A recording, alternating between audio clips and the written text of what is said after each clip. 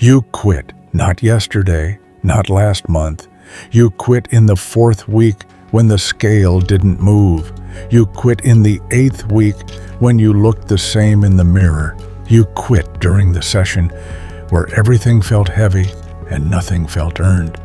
And you told yourself it wasn't working.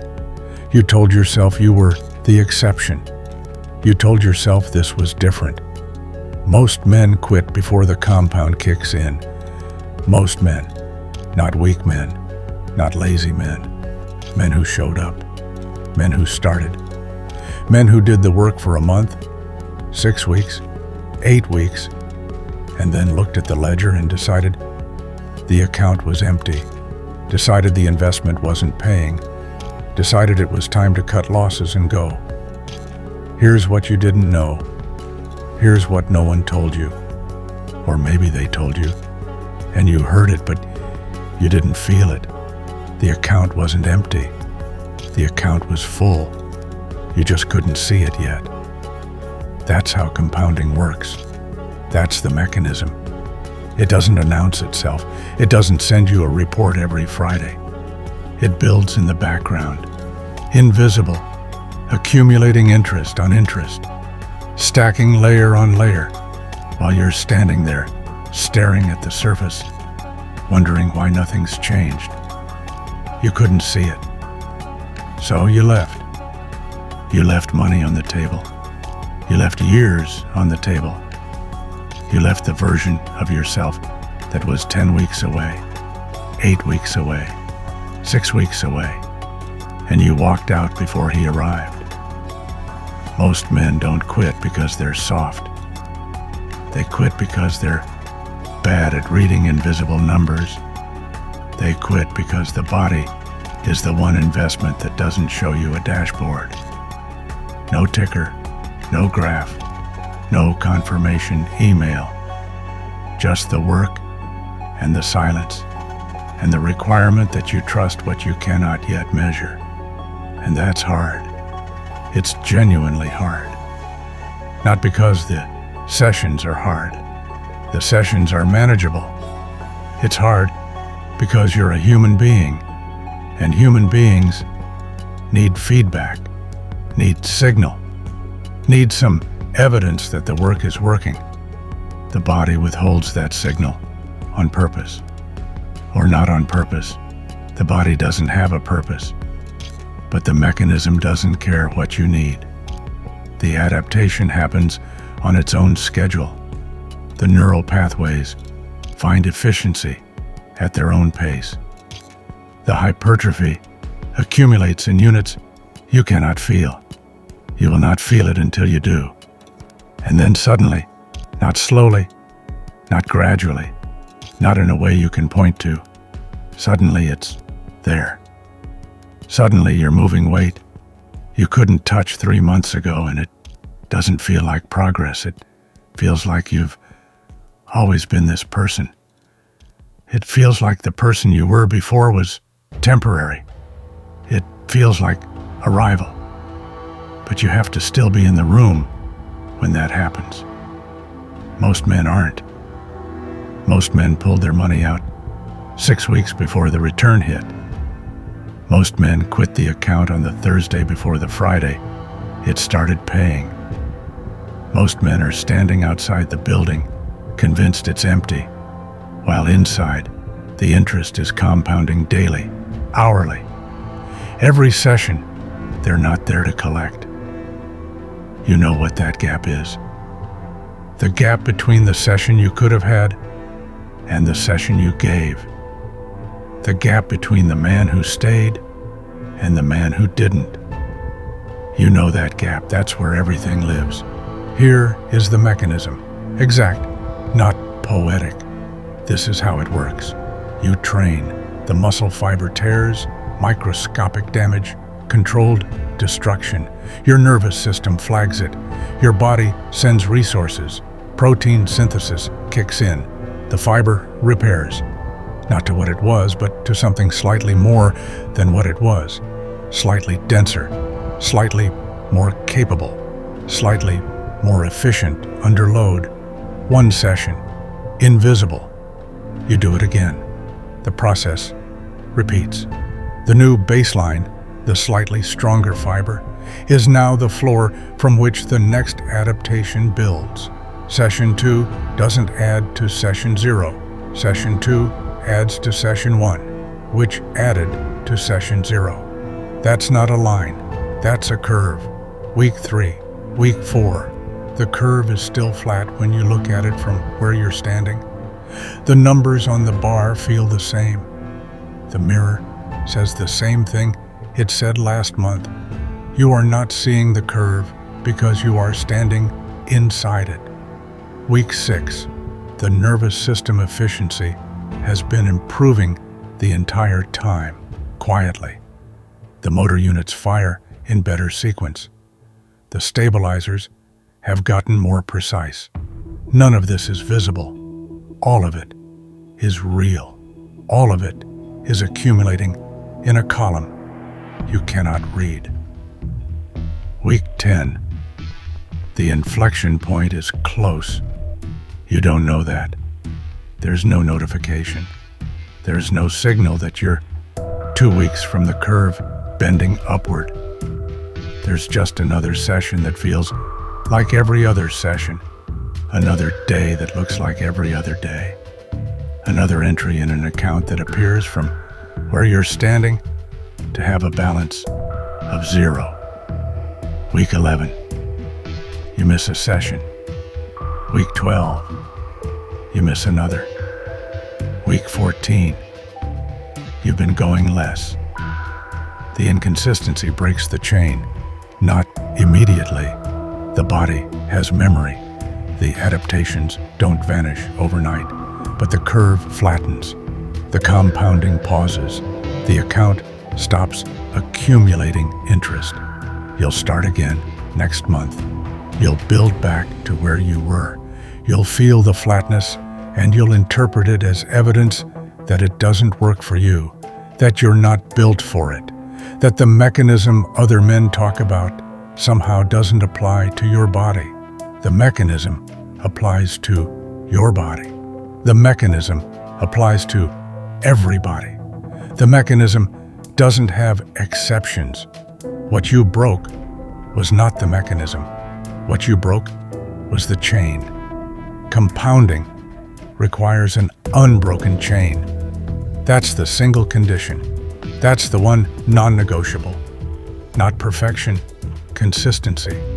Not optimal programming, presence. Not the best diet. Not the best split. Not the best timing. An unbroken chain. Every session you complete adds to every session before it. Every session you skip doesn't just remove a link, it reduces the value of the links that already exist. The chain degrades. The baseline slips.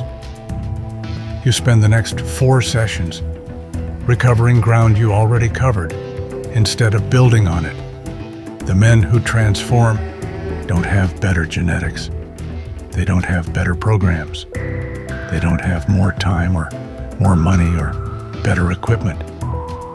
They have an unbroken chain. A chain that goes back 6 months, 8 months, 2 years. A chain that includes bad sessions, sick sessions, short sessions, sessions where nothing went right and the weight felt heavy and the mirror said nothing. A chain that includes every day they wanted to quit and didn't. That chain is compound interest. That chain is the account. Every link is a deposit. Every gap is a withdrawal. The men who quit in month 2 didn't lose 4 weeks of progress. They lost the interest that would have accumulated on those 4 weeks for the next 2 years. They lost the compounding. That's what most men don't calculate when they decide to cash out. Stop for a second. Not to rest. To understand something. You have been reading this like it's about effort. It's not about effort. You can effort your way into 6 weeks and still walk. Effort isn't the variable. Effort is everywhere. Men who quit had effort. They had sessions. They had early mornings and sore muscles and the whole catalog of discomfort. This is about identity. Who are you in the room? Not who do you want to be? Not who are you trying to become? Who are you right now?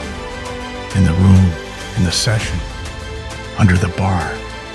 Are you someone who showed up to see if it works? Or are you someone who shows up because this is what you do? Those are different men. Those are fundamentally different relationships to the room. One of them is testing the investment. The other one stopped testing it a long time ago. The man who tests the investment will always find a reason to pull out. He'll find a week where the results look thin. He'll find a month where life got complicated. He'll find a mirror that isn't showing him what he was promised, and he'll decide, with all the logic of a man who was only ever visiting, to move on. The man who stopped testing the investment doesn't have that option. Not because he can't leave, because he doesn't check. He's not watching for returns. He's not auditing the ledger. He's in the room because being in the room is part of who he is. And who he is doesn't change based on whether the bar moved. You already know which man you've been. You know the sessions where you showed up and moved weight and felt the investment paying. You know the sessions where you showed up and nothing clicked and you still stayed. You know the difference between those sessions. You know it in your body. And you know which version of yourself was in the room for each of them. The question isn't whether you can become the second man. You can. The question is whether you're willing to stop being the first one. Being the first man is comfortable. It's flexible. It keeps your options open. It lets you step back when results are thin and step forward when they're not. It lets you remain uncommitted to the thing that requires your commitment. Being the second man is not comfortable. It removes flexibility.